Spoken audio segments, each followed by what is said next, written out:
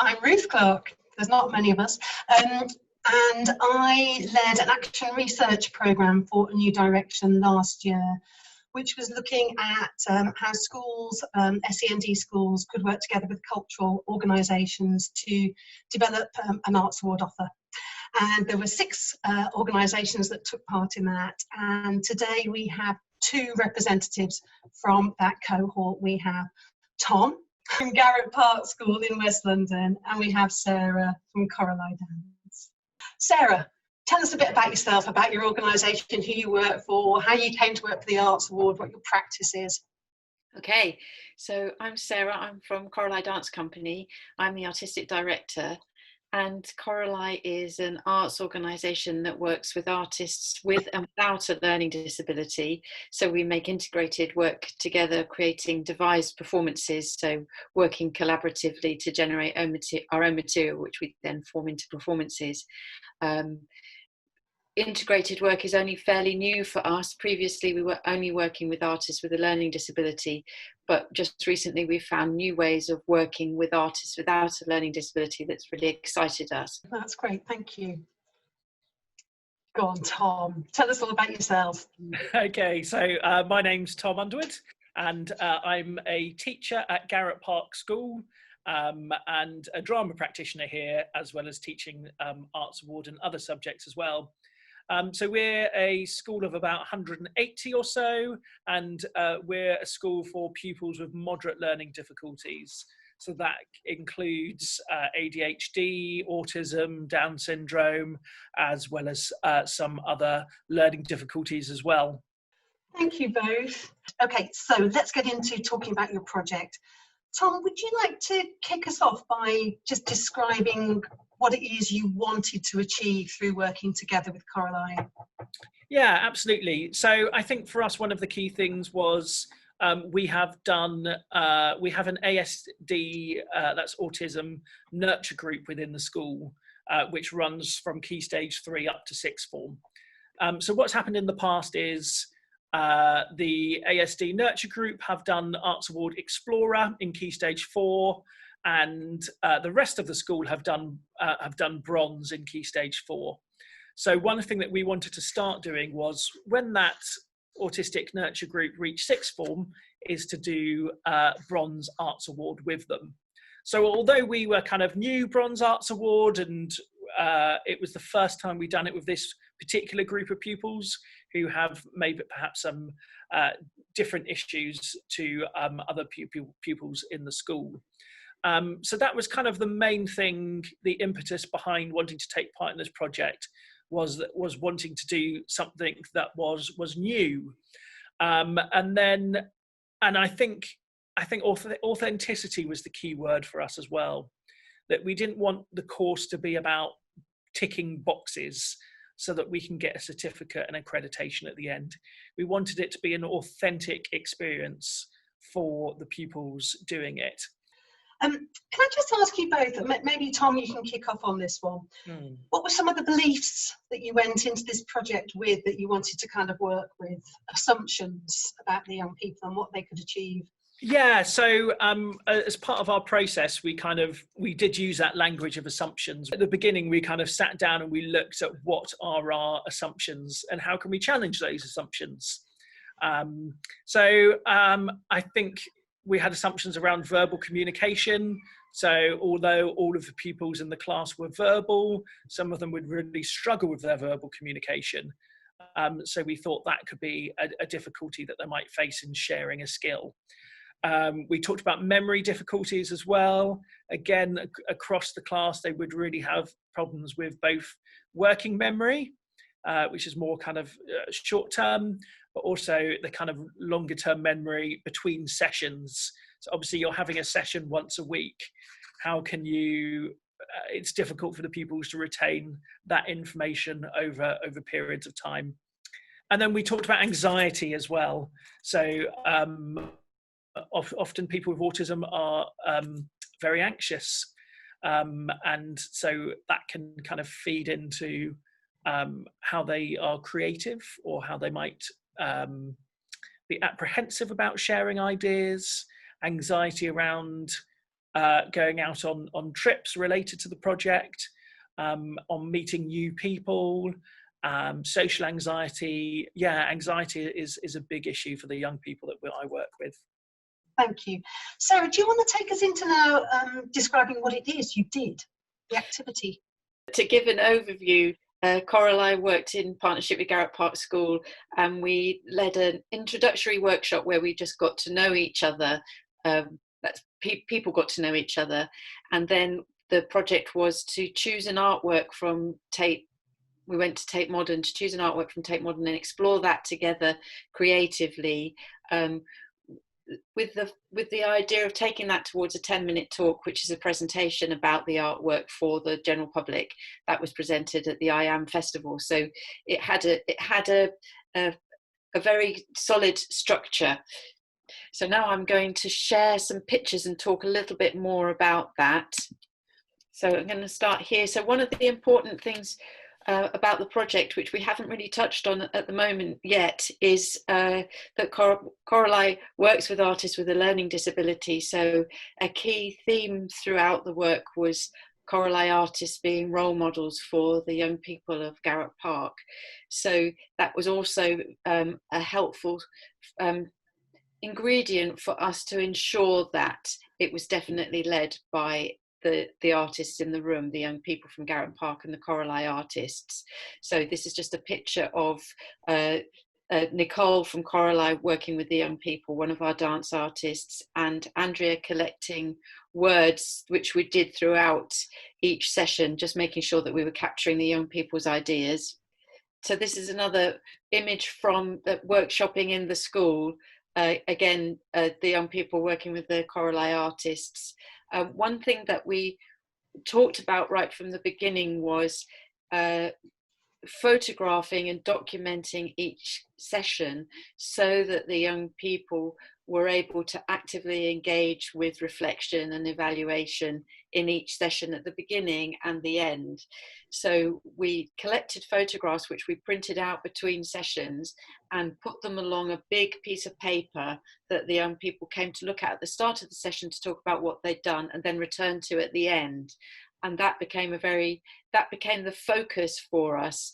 And as we were working, Tom came up with a brilliant idea that actually the way of us generating these images could be a way forward for us to be sharing the skills that we were learning, because the young people had begun to gain confidence about talking about what it was that they were doing by returning to the images of themselves doing it before and at the end of each class.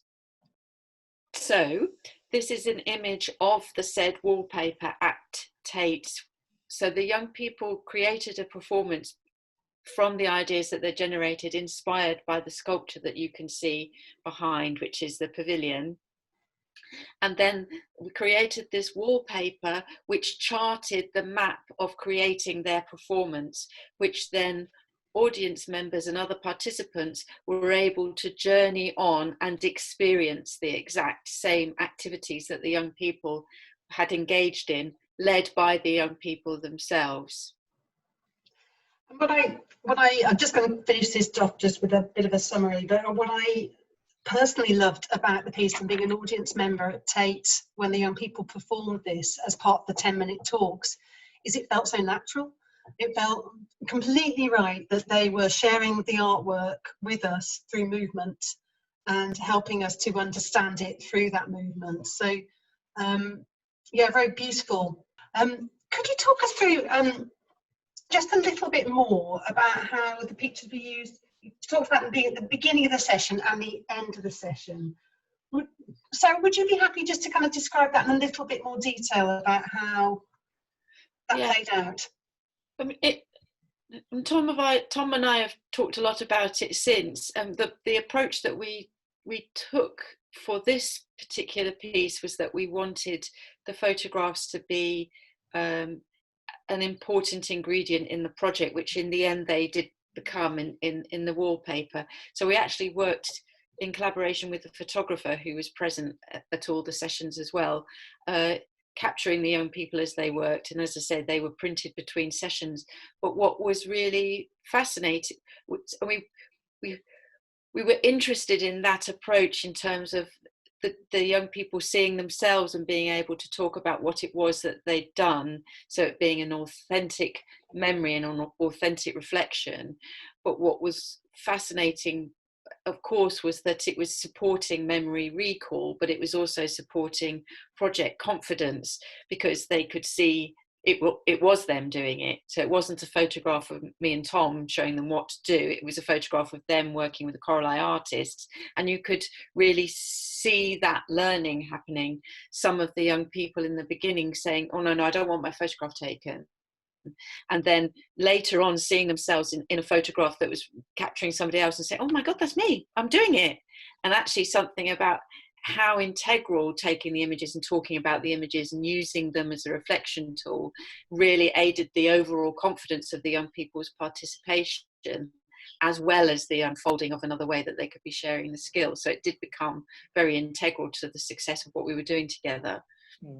Tom, I think I recall, but I might be making it up, so apologies, that for you as a performing arts teacher, you were really interested in learning more about how dance could provide another way of communicating, and that you wanted to learn from Sarah.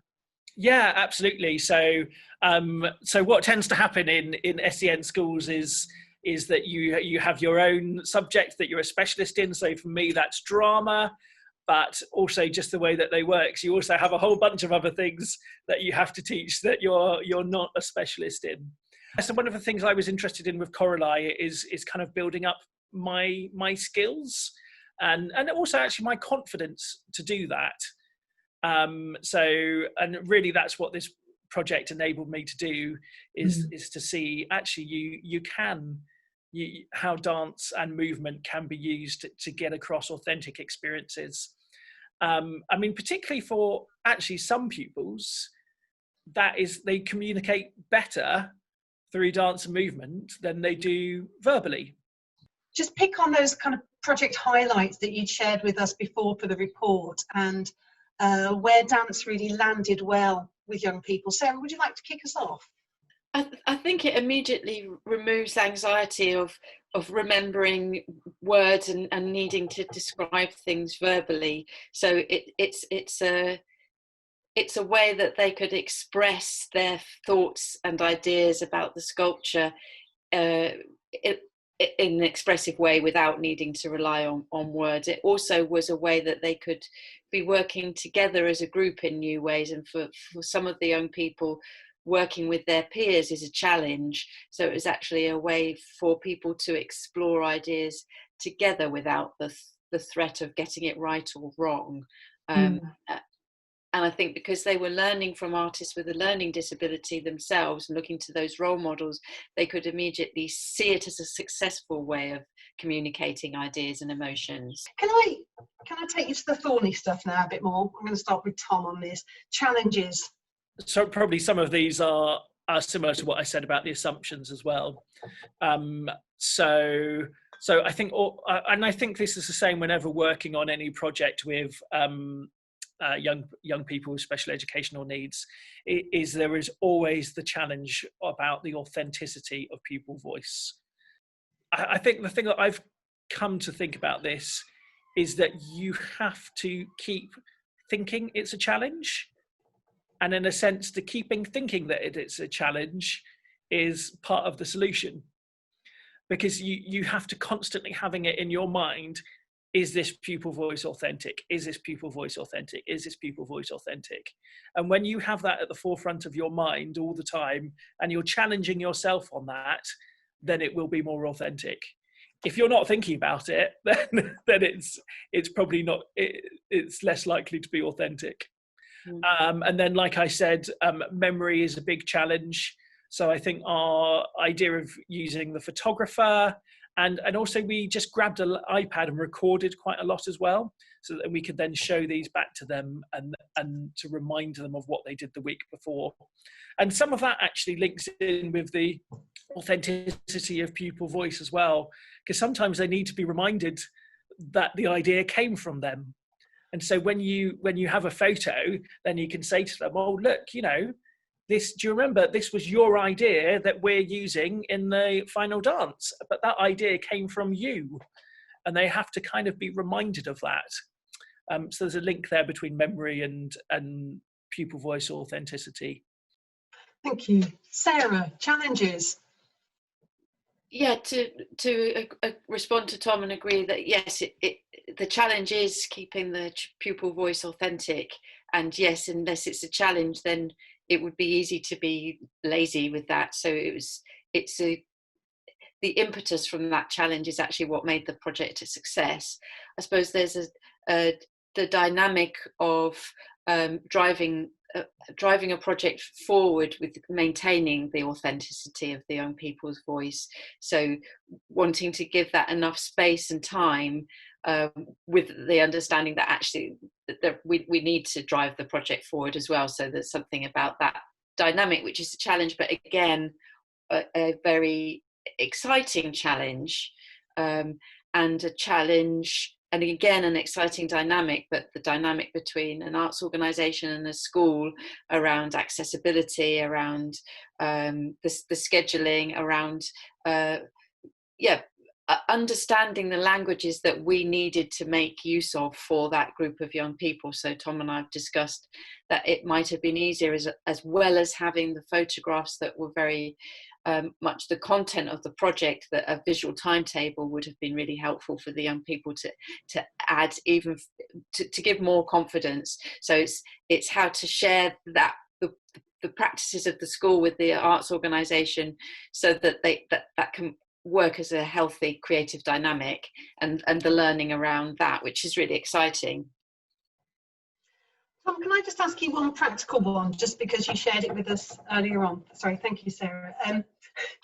So I was asking you, I said, people often ask me in SEND settings, how on earth do I do Arts Inspire? So our approach to do that is first of all, is to talk about what the arts are. Because when they come into Arts Award, we have to spend a little bit of time explaining art isn't just painting. The arts encompasses all of these things. I mean, it's quite complex when you think about it, arts and art, and so for people with a learning difficulty, they sort of need that sort of clarifying. So we talk about drama, music, dance, art. I get a great big wallpaper out on the floor, and we put drama, music, dance, and art, and then we think of all the different kinds of music, all the different kinds of art, and then from there we think about the people that we know who are rappers or rock stars or classical musicians, opera singers, whatever it is. And so we've gone from these art forms to the genres to the artists. So we start doing that so that they don't just kind of settle on the first person they think of, but they actually kind of allows them to think broadly on what is an artist. And sometimes we have things that I wouldn't have thought of, like game developers who've done the arts for games, or quite obscure voiceover artists as well, as another one that some pupils come up with. And then there's a practical thing of how much, as a teacher or practitioner, is balancing out how much choice you can give them when they struggle to work independently. How much choice can you give them? So they have a choice over who they can do, first of all, and then I give them different options of how they might like to present that information. Because what we found is just to give a blank canvas is too much. So we give them choices of how they can creatively present the information on their arts inspiration. So some might do it by a PowerPoint. Some might do it through like a kind of recorded radio script where they talk, they share information, and they play some of the music. Sometimes we've used an app, which I can't remember its name, Telegami, which is an app where somebody talks and then a little cartoon person opens their mouths at the same time as them. So that's quite a kind of fun way of doing it. So they have these kind of different, I show them different options of how they might like to present it, and then they choose the way that they want to do. And then to kind of further help, they'd have different templates or things to help them work in the style that they want to present that information. Guys, just to kind of neatly bring us to the end here, this process has been all about partnerships, but it'd be really nice to kind of end by hearing from you about what you felt have been some of the successful ingredients for your partnership. And I know it has been successful, so I'll start off with that premise. Sarah. Yeah, Tom and I chatted about this previously as well. I think it very much to do with the shared ambition of the young people and the artists with the learning disability and difficulty, that our belief in their creativity and artistry was a shared ambition from the beginning of the project. So that underpinned everything that we did. I think what having those same outcomes and expectations at the beginning meant that we knew that we were working towards the same thing. And how we got those outcomes and expectations is by doing, which I think is a fantastic resource and worth checking out, is the Story for Change. Is that what it's called? Yes. Story of Change. Story of Change. Story of Change. I mean, it's so good. I've actually used it for other arts projects that I work on. But that story of change really means that you know what your expectations are, you know what your assumptions are, you know what questions you have about it. And that really kind of clear communication in writing at the beginning of what your expectations are, particularly at the beginning when you don't know each other. You know, obviously partnership is different the more you get into it. I think that is really key. And then the kind of other things that I thought of was other ways of communication, is that just that we communicated with each other in different ways. So we didn't just send emails. There were emails, there were telephone calls, there were face-to-faces. And actually, I kind of think all of those give something different to a partnership. Those different ways of communicating, it's kind of good to use all of them. I don't think one is the right way. They kind of all an email can get a quick response, or if you can't get hold of someone, or anyway, we know all of that. And then the last thing I was going to say about successful partnerships was, I think there's something about showing an interest in what people are doing beyond the immediate project, and I think that goes both ways. Now, Sarah, I want to say actually my interest in Corali is genuine, but I do think that is important for a partnership, that it's not just about the project. That I know Sarah was interested in those pupils and their lives and how I taught. And in turn, I was interested in the work of Corali and what they did, and was able to go and see one of their shows. And I think that is a really good relationship building thing within arts organisations.